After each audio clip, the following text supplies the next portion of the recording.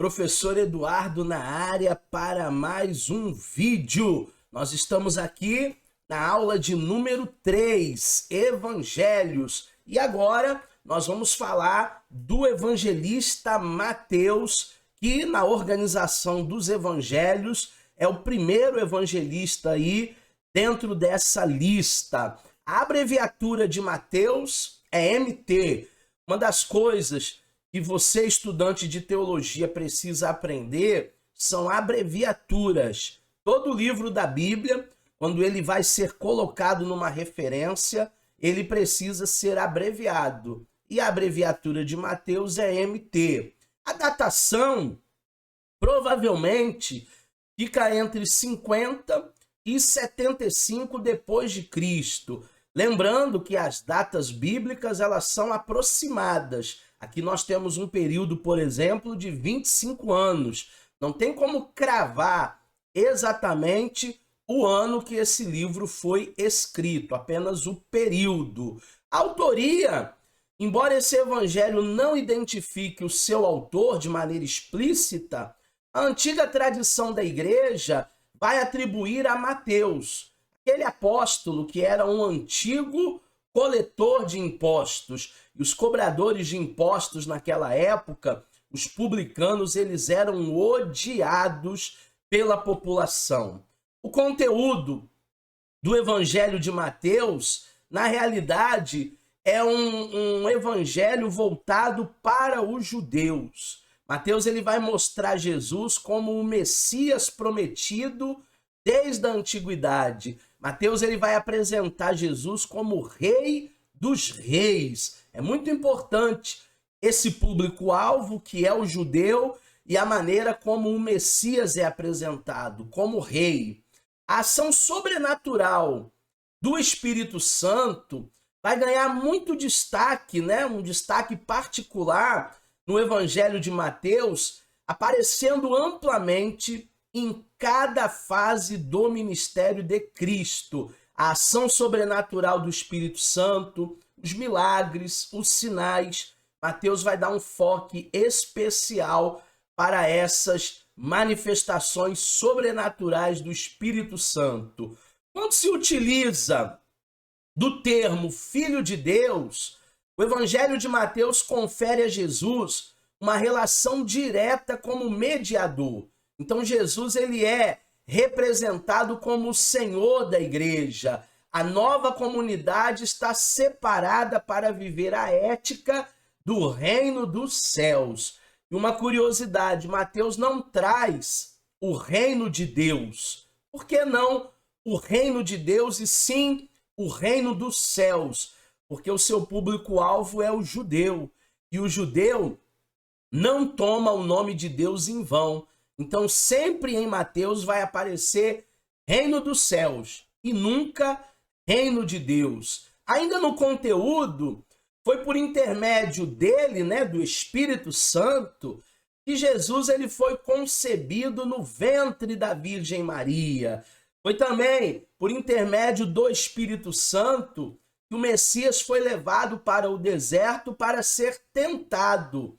Anteriormente, lá no início do seu ministério, já em Mateus capítulo 4, é narrada a tentação de Cristo. E o poder do Espírito Santo preparou Jesus para curar, para libertar e para expulsar os demônios. Vamos fazer um esboço do Evangelho de Mateus? No capítulo 1, dos versos 1 a 17, nós temos a genealogia de Jesus. Do versículo 18 ao 25, nós temos o nascimento de Cristo. Já no capítulo 2, no versículo de 1 a 12, nós temos a visitação ao menino Jesus. Dos versículos 13 ao 16, nós temos a fuga para o Egito. Lembra que Herodes mandou matar todos os meninos porque ele achava que o Messias tinha um reino terreno e ele estava se sentindo ameaçado? No capítulo 2, no verso 17 até o 18, haverá a matança dos inocentes. Muitos inocentes foram mortos pelas mãos de Herodes e de seus soldados romanos. No capítulo 2, dos versos 19 ao 23, nós temos a volta do Egito. No capítulo 3, de 1 a 10, nós temos o batismo, o ensinamento, o conteúdo sobre o batismo. Nos versos 11 a 12, nós temos o testemunho de João Batista.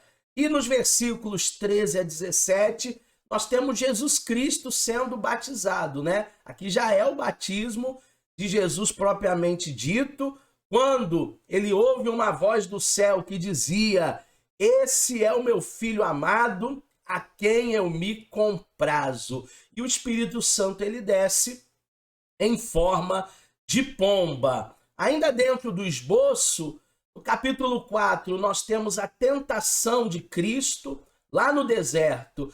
Jesus, ele foi conduzido pelo Espírito Santo para ser tentado pelo diabo. E aqui é interessante, né, a gente perceber os motivos que levaram esse autor a relatar esses acontecimentos. O primeiro motivo dessa tentação foi demonstrar a conduta exemplar de um líder que sabe o que tem e para onde vai. Eu gosto muito de uma frase que diz assim: para quem não sabe para onde vai, qualquer lugar serve, qualquer ônibus serve. Jesus, ele resistiu o mal. Jesus, ele permaneceu puro, mesmo no meio de uma grande tentação. Transforma essas pedras em pães, se tu és o Filho de Deus. Nós não precisamos provar nada para ninguém, muito menos para o diabo. Jesus, ele não precisava provar nada para ninguém, muito menos pelo maligno. Quando você sabe quem você é, você não tem essa necessidade de provar para ninguém quem você é. Um líder, ele pode ter até cicatrizes, mas ele nunca pode permanecer com feridas abertas. As feridas, elas têm que ser cicatrizadas pelo Espírito Santo. Em segundo lugar, as provações são um padrão de Deus. Ele sempre vem após um período de exaltação e tem um propósito na vida cristã. Então, toda tentação, não existe, né, provação maior da qual possamos suportar. Se você está enfrentando uma provação, uma luta, você vai vencer isso aí. Não existe nada maior do que você não possa suportar. E há 3 coisas que nós precisamos aprender sobre as provações, sobre as lutas da vida. A primeira coisa é que o diabo não pode te destruir. Por mais que ele pense e por mais que em algum momento isso já tenha passado pela tua cabeça, Satanás, ele vai me destruir, vai acabar comigo. Não! Ele não pode te destruir, mas ele vai fazer de tudo para te deixar lento, para te distrair. Satanás, ele é paciente, ele não tem pressa. Sabe aquela pessoa que vai comendo pelas beiradas? Sabe aquela pessoa que não tem pressa? Nós devemos romper com essa vontade imediatista de querer tudo para agora, para hoje, para que nós possamos resistir às investidas do mal. E você pode resistir às investidas do mal. O diabo não vai te destruir. Letra B. As provações, elas destroem o nosso sentimento de autoprivilégio. Ela nos ensina que nós precisamos ser humildes. Porque eu sou filho de Deus, eu sou especial. Mas aquele que ainda não se tornou filho de Deus, Deus o ama da mesma maneira.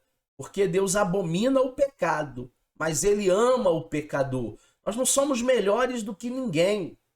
Não permita que o orgulho, que a vaidade, que a soberba entre no seu coração, nem mesmo por um cargo eclesiástico, porque tem pessoas que quando não eram obreiros, eram humildes. Tem pessoas que quando não eram diáconos, eram humildes. Pessoas que quando não eram presbíteros, eram humildes. Pessoas que ainda não foram levantadas a pastores, são humildes.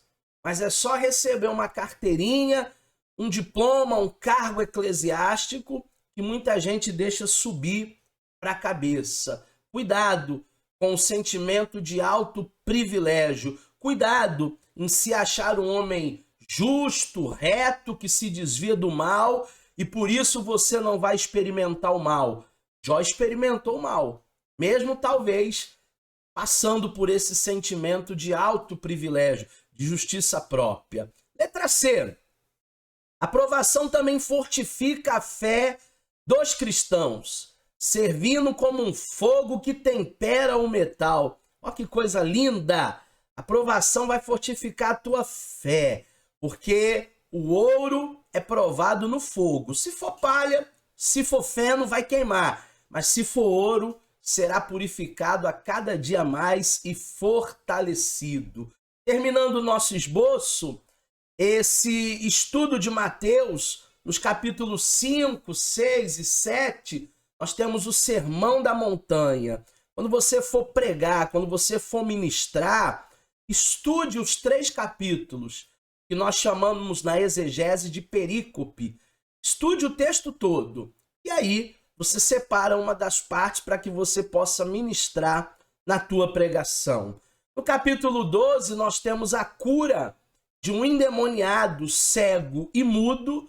E no capítulo 28, nós temos a grande comissão.